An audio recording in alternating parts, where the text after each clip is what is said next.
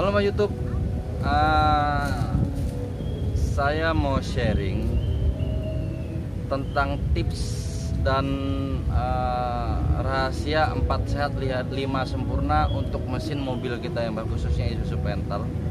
Seperti apa tips itu yang udah saya aplikasikan di mobil saya sehingga mobil saya menjadi sehat walafiat gitu Mbak.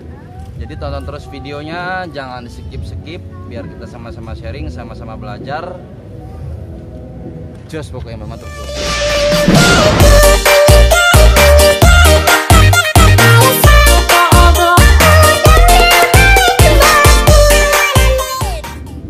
Oke Mbah. Assalamualaikum warahmatullahi wabarakatuh. Selamat pagi, siang, dan malam sedulur saya, viewer saya, mbah-mbah semua.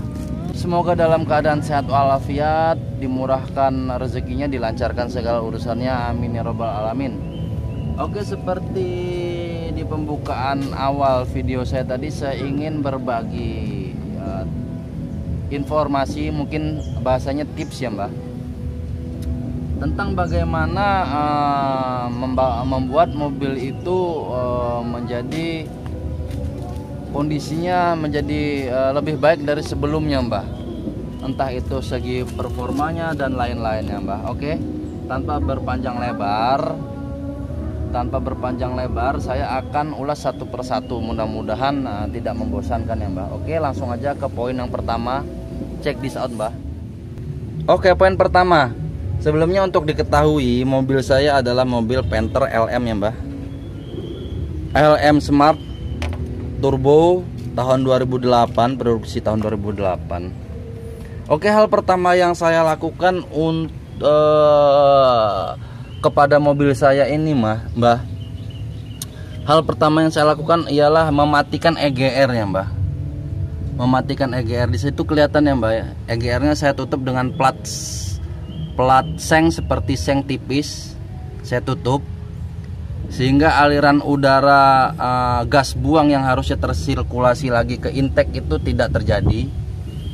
Hal itu sangat merugikan kinerja mesin Mbah. Di samping memang dia membuat kotor, sangat membuat kotor, terlebih di jalur intake, dia sangat merugikan kinerja mesin. Namun sebenarnya tujuannya itu adalah untuk menekan emisi gas buang ya Mbah. Jadi untuk mesin diesel ini, semakin baik proses pembakaran gitu ya Mbak, semakin baik proses pembakaran, tenaga yang dihasilkan juga lebih baik, dan emisi karbon itu juga lebih baik Mbak. Lebih tinggi maksud saya, bukan lebih baik. Nah, makanya setelah saya pelajari, setelah saya cari-cari literatur yang ada di lapangan, makanya untuk mesin diesel itu yang diuji emisinya hanya opasitasnya saja Mbah. Jadi tidak sampai ke zat-zat kandungan berbahayanya. Jadi menurut saya ketika opasitasnya aja yang dicek, yang diuji, berarti untuk kandungan hidrokarbon dan lain-lain zat-zat yang berbahaya itu tidak menjadi perhitungan. Gitu Mbah. Jadi itulah alasan saya kenapa saya berani dan percaya diri mematikan EGR. Itu yang pertama Mbah. Yang kedua adalah mengganjal wasket turbo ya Mbah. Oke. Ya, kelihatan ya Mbah. Wasket turbo saya, oke sebentar. Wasket turbo saya ganjar menggunakan per standar sepeda motor atau per standar per standar sepeda motor, standar samping ya Mbah. Ini saya pakai per standarnya Supra, berhubung di rumah saya adanya Supra Mbah, Supra X. Nanti tinggal disesuaikan aja. Ya, dengan mengganjal wasket turbo ini diharapkan bus itu terjaga, tidak terlalu cepat terbuang busnya Mbah. Jadi untuk performa mesin sedikit ada lebih terasa gitu. Terutama napasnya jadi agak ngisi terus. Walaupun saran saya ketika sudah diganjal begini, di tol itu jangan digeber, jangan menginjak gas itu misalnya di Panteng 3000 3500 rpm sampai berpuluh-puluh kilometer kalau bisa di ayun ya Mbah. Karena apa? Karena kita tidak menggunakan intercooler Mbah. Khawatirnya terlalu panas gitu. Kalau saya sih gitu Mbah. Jadi saya main angkat gas, misalnya tadinya 3.500 saya turunin 3.000. Ya kita sesuaikan aja lah Mbah, supaya untuk menghindari terjadinya hal-hal yang tidak diinginkan gitu Mbah. Oke, setelah ganjal wasket turbo, selanjutnya saya menggunakan filter solar yang panjang. Ini pakai punyanya Isuzu Borneo. Kenapa saya pilih yang Isuzu Borneo?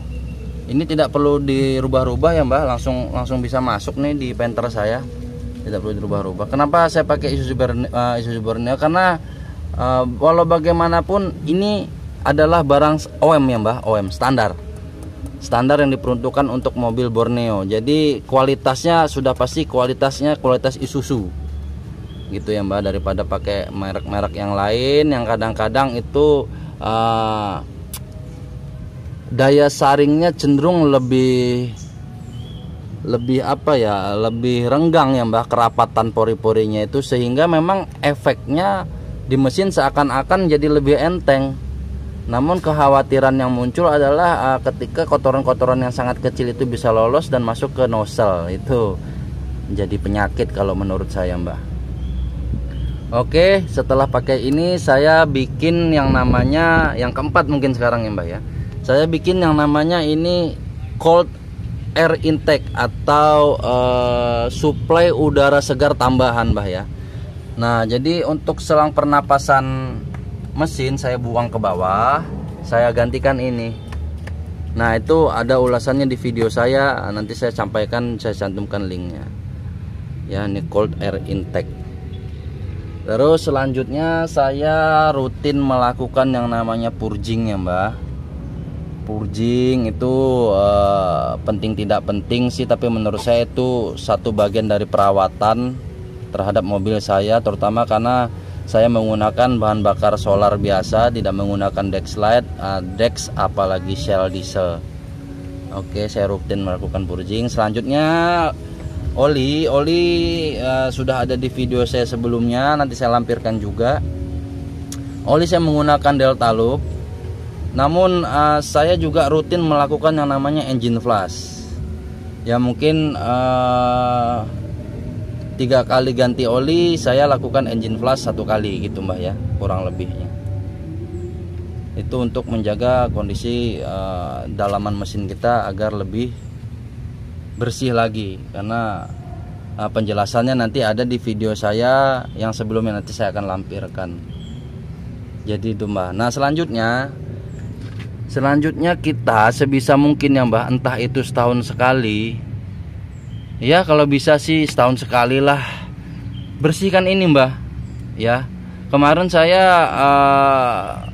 mungkin ya sudah setahun juga sih, makanya nanti saya berencana saya mau bikin video tentang membersihkan ini ya Mbah ya. Ini tembolok intake manifold ini kalau bisa juga rutin dibersihkan Mbah gitu. Terlebih lagi mobil-mobil Mbah yang masih mengaktifkan EGR dan yang masih saluran pernapasan mesinnya itu dimasukin ke sini. Ini sangat-sangat berpengaruh loh Mbah ya. Sangat-sangat berpengaruh kepada performa. Percaya atau tidak boleh Mbah buktikan. Setelah ini Mbah bersihkan, akan ada terasa perbedaan dari sebelumnya. Oke, kita lanjut lagi. Untuk yang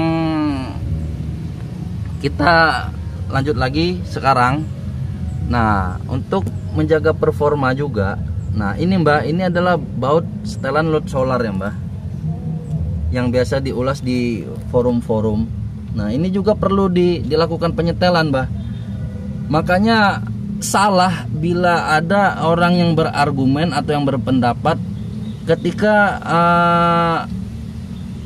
baut setelan ini masih dalam keadaan tersegel, itu berarti masih bagus atau tidak perlu dirubah-rubah. Itu salah Mbah. Ya perlu saya luruskan, walaupun saya bukan pakar, saya hanya mencoba mengutip dari beberapa sumber. Jadi saya coba luruskan, keadaan mesin itu dinamis atau berubah-ubah. menyesuaikan, semuanya menyesuaikan, kotorannya menyesuaikan, endapannya menyesuaikan, dan lain-lain. Mungkin Mbah sudah paham lah ya. Jadi seiring berjalannya waktu, kita pemakaian mobil, kotoran semakin banyak, bertambah, apalagi kita yang malas melakukan pembersihan dan lain. Intinya seperti itu ya Mbah, keadaan mesin dinamis. Nah, ketika keadaan mesin dinamis itu, kita juga harus melakukan improvisasi Mbah, melakukan improvisasi, penyesuaian gitu loh Mbah. Jadi inilah perlu kita sesuaikan juga Mbah. Jadi kita perlu sedikit menambah load solar, mungkin setengah putaran, seperempat putaran, sampai kalau saya sih indikatornya asap di knalpot ya Mbah. Ketika asap di knalpot kita lakukan kick down, itu sudah keluar keabu-abuan, agak sedikit pekat, saya rasa sudah cukup. Jadi tidak perlu terlalu boros juga, itu sudah sangat cukup ya Mbah. Nah jadi jangan beranggapan ini tuh tidak perlu disetel-setel, apalagi yang masih disegel katanya. Itu salah ya Mbah, karena keadaan mesin ini dinamis. Kita juga harus melakukan improvisasi, kita harus juga mengikuti kemauannya mesin gitu Mbah. Oke, kita lanjut lagi. Sekarang lakukan penyetelan klep ya Mbah. Nah, penyetelan klep ini penting. Salah juga orang yang beranggapan klep itu tidak perlu disetel-setel. Kembali lagi, keadaan mesin ini dinamis Mbah, berubah-ubah, kotorannya bertambah, endapannya bertambah, dan lain-lain gitu, kerenggangannya bertambah kan gitu Mbah. Jadi setel klep, saya pribadi di mobil saya, setelan klep saya adalah 40 rata. Walaupun banyak orang, versi-versi orang itu berbeda-beda, namun yang saya terapkan di mobil saya adalah 40 rata ya Mbah, 40 rata in out. Oh ya Mbah, filter udara saya menggunakan filter udara standar ya, tidak yang open filter, yang free flow juga tidak. Saya yang menggunakan standar. Nah di sini mumpung lagi ada di sini, saya mau ulas Mbah. Ini kelihatan baut ini ya, kelihatan ya Mbah ini. Ini juga sebisa mungkin rutin kita bersihkan ya Mbah. Kita buka menggunakan kunci 19 kalau tidak salah. Kita bersihkan karena di dalamnya ini ada semacam kasa atau filter di dalamnya Mbah. Jadi ketika aliran return ini kan baut return ya Mbah, untuk solar kembali ke tangki. Ketika aliran return ini juga terganggu, akan mengganggu performa mobil kita juga Mbah. Gitu ya Mbah. Jadi ini juga harus rutin kita bersihkan ini, supaya performa mobil kita tetap terjaga. Gitu Mbah. Nah, hal selanjutnya yang saya lakukan adalah membobok ini ya Mbah, catalytic converter ya. Catalytic converter punya saya ini udah saya bobok, saya jebol ya. Karena sekali lagi, kenapa saya pede membobok ini, setelah saya pelajari yang menjadi perhitungan nilai kelulusan uji emisi hanya opasitas ya Mbah. Jadi kepekatan asap ya.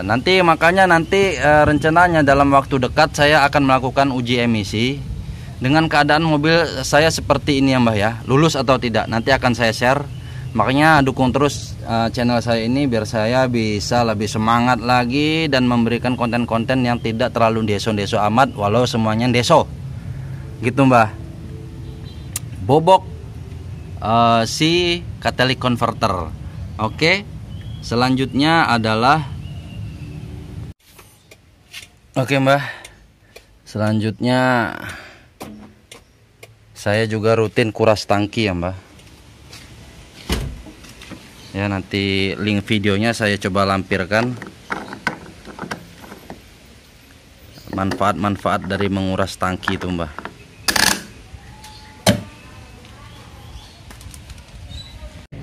Mungkin hanya sekian tips dari saya, tips yang cukup deso dan mungkin sangat-sangat deso dan memalukan ini. Mungkin hanya sekian. Saya sadar video saya ini banyak kekurangannya. Untuk itu saya mohon support, komentar dan masukannya dari mbah-mbah semua.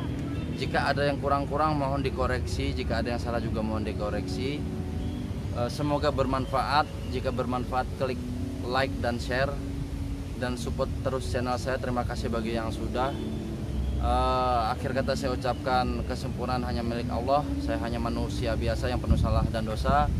Mohon dimaafkan tentunya ketika saya ada yang salah-salah di dalam video ini. Mohon dimaafkan. Billahi taufik wal hidayah. Wassalamualaikum warahmatullahi wabarakatuh. Sampai jumpa di konten berikutnya. Bye bye.